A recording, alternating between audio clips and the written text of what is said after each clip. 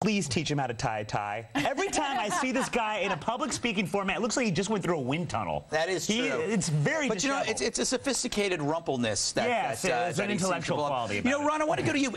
You know, Congressman says he's sensitive, and I get that. But the thing is, Barney Frank seems to be the only one who isn't saying, yeah, I screwed up. Everybody else is, even America is saying that. It doesn't make sense to me. No, that's what fries my ham about Barney Frank. In hindsight, everybody has regrets. Is this Mayberry RFD?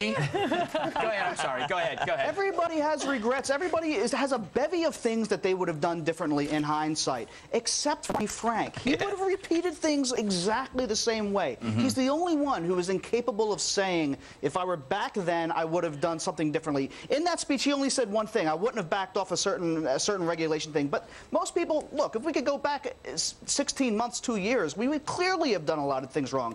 Barney Frank doesn't see that. I don't get him. You know, Remy, in court, you often blame the victim. Who do you blame for the recession? I love how you take what I do for a living, twist it, and then spit it out like that. Yes. Not at all true. You know, I saw that whole back and forth with Frank, yes. And I disagree with Ron a little bit. I think he did take some responsibility. He went through the chronology of his career. I don't think that he was saying that he wouldn't do anything differently. I think he was trying to answer that student's question, who I give him props for getting up in front of that whole group and repeating that question over and over to Frank. But the question was, what, if any, responsibility do you take for the global economic meltdown? And, you know, Frank's one man, and for this student to make that, you know, sort of underhanded suggestion that he's responsible, either entirely or in part, I thought was, to some extent, accusatory. Yeah, but you know my favorite part? I got to move on, but my favorite part about it is when Barney says that you, as a student, you have a constitutional right to your opinion under the First Amendment. It's like, we need to be reminded that during a Q&A. You know what poaches my eggs about Barney Frank? What poaches your eggs? And base my turkey? The condescension, Greg. Yes. The condescension. Yes. Yeah. Oh, I'm hungry. Same here. Yeah. All right, Pinch, do you have anything to add? I'm not going to say anything bad about Barney Frank. He often takes me to the Boston Common late at night to read me, and then meets up with... You know what? I'm not going to talk about this. All right. If A is this next story awesome, then A equals B. Simple math. I don't know what that means. I think I read that wrong. Move on. How does my mom feel about RedEye now that it's hit 500? I'll ask her.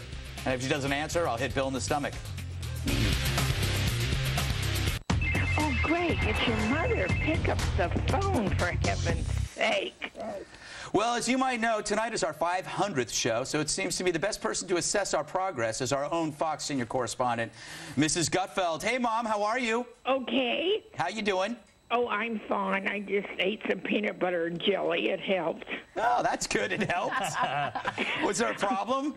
Oh, no, I'm kidding. You know, I'm so frail. I should have a problem. Yeah. How was bridge?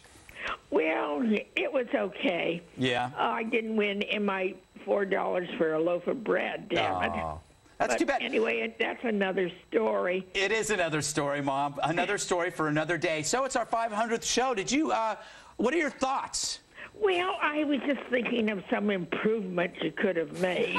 Oh, that's nice. Like what? I mean, you know, of course, I do love Bill and Andy the best. The apple falls very far from the tree, Mrs. Gutfeld, and that is a compliment. Well, you know, I really mean it. I don't know how you stood a 500 deal. Well, there's free food in the green room. Yeah, but anyway, you know, I think your introductions sometimes are a little too edgy. Oh, you mean like a little too dirty, Mom? Do you think so? I've been told that, but every time I stop doing them, then people get mad at me. Well, I think you should listen to your own moral conscience. Do you have one, dear? I do have one, Mom.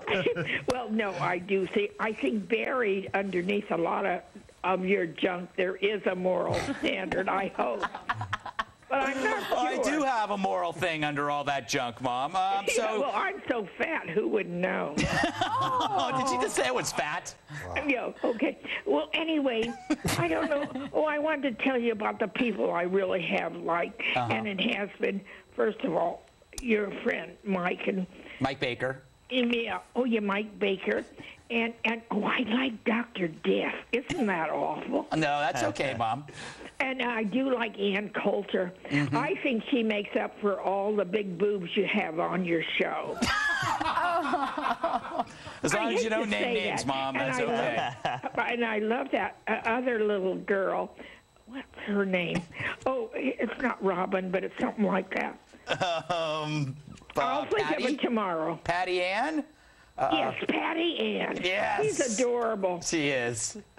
And then, of course, and that Michigan governor I loved. He had a funny name. What was his name? That letter L or something? Congressman McCotter. I was just laying there, Okay. Mrs. Gutfeld. I had no decision-making authority on my People asked name. him about his name, and he said it means hopeless.